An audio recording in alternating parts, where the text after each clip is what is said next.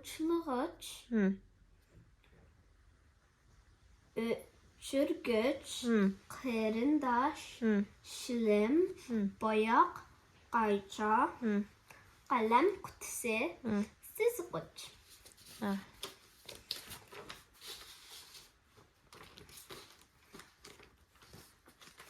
Töt köz bilen kötgen düşenbe ahri geldi. Yaxşı.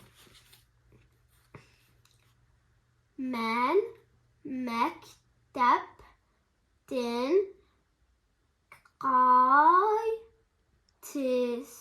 qayıtıb gelib aldı bilən tapşırıq işləyimə.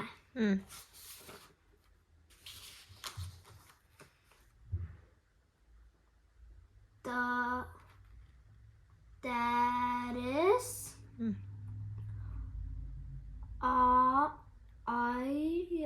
ayaqlaşdı.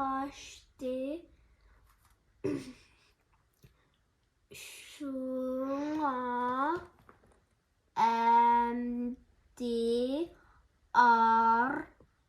aram alımız.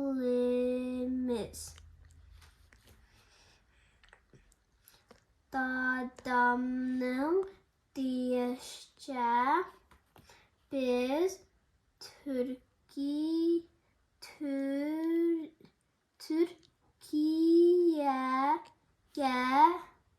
səyahətə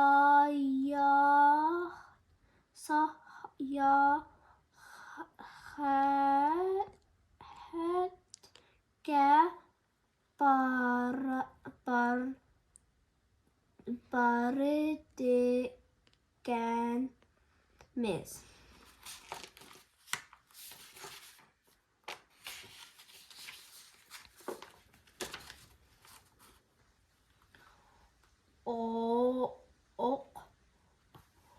Okuş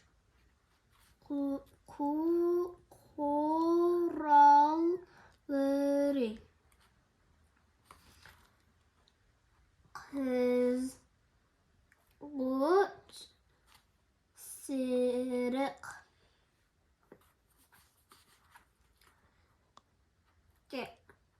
Kalem kutusu. Yeni somka. Yazlık